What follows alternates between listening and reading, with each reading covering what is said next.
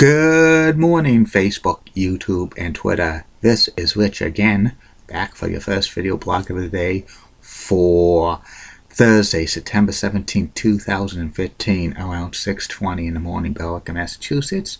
Gonna be another nice and sunny day. Highs in the 80s, above normal for this time of year, which is pretty good. We should be in the 70s, but we'll take it because the winter's coming down quickly and it's going to be cold and snowy before you know it. Some news to report. The Boston Red Sox crushed the Baltimore Orioles by a score of 10-1 last night. Big Papi David Ortiz hit another home run, 35th of the season and 501st of his career. He's only 3 more home runs away to tie Eddie Murray's on the all-time home run list with 504. Washington Nationals outfielder Bryce Harper hit his 40th home run last night. That's one of the bright spots for the Nationals this year. And the Pro Football Hall of Fame announced its 2016 candidates. Topping the list for the first-year candidates include quarterback Brett Favre and Terrell Owens. Wide receiver Brett Favre's a shoo-in to make the Hall of Fame, while Terrell Owens is. I'll give it maybe a 50-50 shot if I'm getting inducted in the first time eligibility, but you never know. But 50-50. That's about it on the news. My first video blog subject of the day is the top 10 worst game show remakes, reboots, revivals of all time. Game shows have been around since television started, and many of them have been classics that last years and years and years, and some of them, when they go off the air, people request them to come back on the air.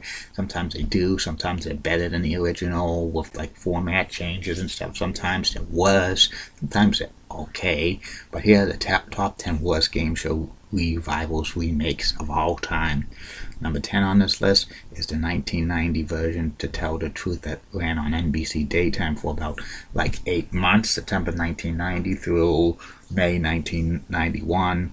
This To Tell the Truth remake was actually kind of cursed because NBC accidentally showed the pilot episode for the very first time on September 3rd, 1990, which was hosted by Richard Klein, and the To Tell the Truth went through several hosts, Gordon Elliott, Lynn Swan, and Alex Trebek, and plus they only had one regular panelist, Kitty Carlisle, who was like part of the original panelists from the previous versions of To Tell the Truth, and they actually had one Swan for the first few weeks as a semi-regular panelist, and he kind of had good chemistry with like Kitty Carlisle and stuff, but when they moved up to the host, he wasn't that great, and from time to time they had like Orson Bean and Peggy Cass, who was part of the panel back in the 50s and 60s, and it was just not a great remake. Number 9 on this list of the worst game show remakes and revivals of all time, the all-new All-Star Beat the Clock that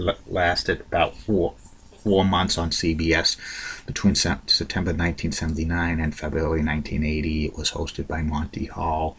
Monty Hall said in an interview years ago that he hated the show with all his heart, and I agree because the stunts on this version of Beat the Clock was amateurish at best, and it was 2 teams facing off against each other in stunts, and it like to determine the final round they had a shuffleboard thing, which was from $3,000 to $10,000, which is it's not the way to decide who plays the bonus. That's the one who should win the most money. And then halfway through, they had celebrities play it, and we named it All-Star Beat the Clock, but it faltered. Number 8 on this list of the worst game show revivals, remakes of all time, the Pyramid GSN original, which ran in 2012, hosted by Mike Richards. This was very, very awful and stuff. It didn't have the 7-Elevens or the Mystery Sevens. It was like butchered to be like a GSN original game show, and was awful. Number 7 on this list of the worst game show remakes, revivals of all time, The Joker's Wild, 1990, hosted by Pat Finn, and originally it was like 3 contestants playing each other in an elimination round. The top two contestants will go on to the final round, and $2,000 would win the game. They would have dollar amounts, and plus the third slot on the wheel was Cat a Joker, which tripled the amount of money. the bonus round was, a definition round, and to see how many spins they could get, and to spin for like prizes and jokers, and they didn't have the double, which, that was, didn't really like it. Halfway through, they had to make the rules like the original jokers were with the categories, but they did not add the double to the bonus round, which, they should have.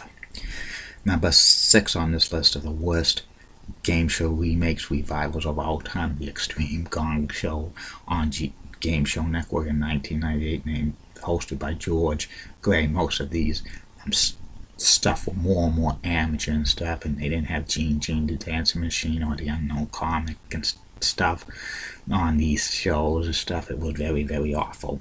Number 5 on this list, the worst game show remakes, revivals of all time, the 2011 version of Lingo, hosted by Bill Engel, was very, very awful. It was on GSN.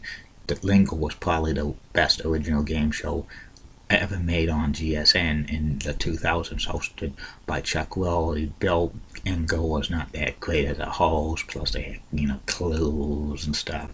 I like the original Lingo that ran on GSN, but this one was very, very awful. Bill Engel was not a great host in my opinion. Number 4 on this list of the worst game show remakes, revivals of all time, the 2003 Let's Make a Deal that was on NBC primetime for about 3 weeks in March of 2003, hosted by Billy Butch of Access Hollywood fame. To say this was a train wreck, a lot of these deals and stuff were very awful and stuff, being more like adult-oriented entertainment and stuff, which, Monty Hall did not really like. He thought it was offensive, but many of these skits went through him, and he didn't like it at all, and it got canceled, which was pretty good. There were 2 unaired episodes, and they're probably in the NBC vaults. Hopefully they're destroyed, because I bet they're kind of very awful. Number 3 on this list of the worst game show revival of all time is the 1994 version of The Price is Right in syndication. Was called The New Price is Right, hosted by Doug Davison.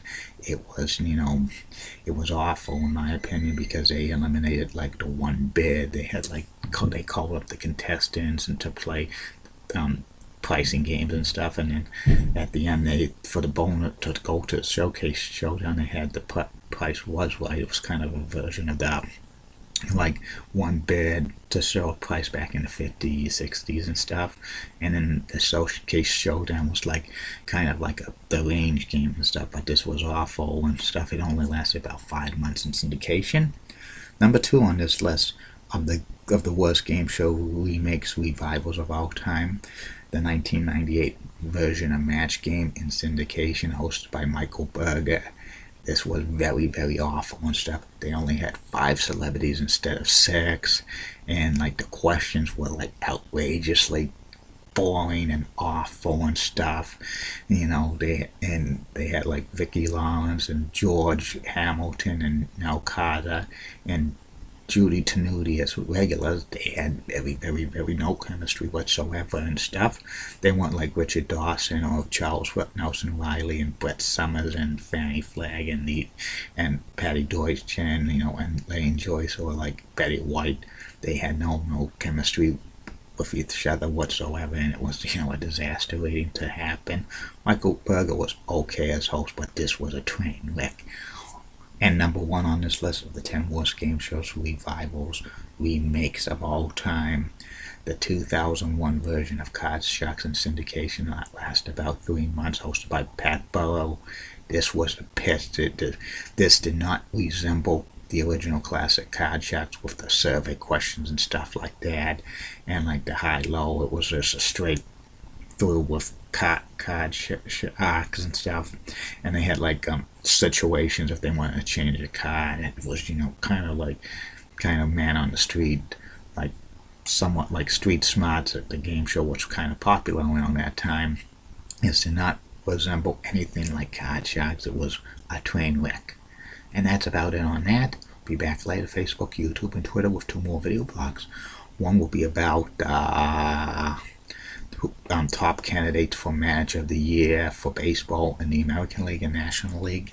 And the third and final video blog of the night will be about personality profile of WWE Hall of Famer Linda Blaze Medusa Michelli. Keep calm, everybody. I'm a Julie Button guy. Molly Rosenblatt, Fox 35 Fox, and has nice legs. In the words of Sean Lucha, get out. See you later.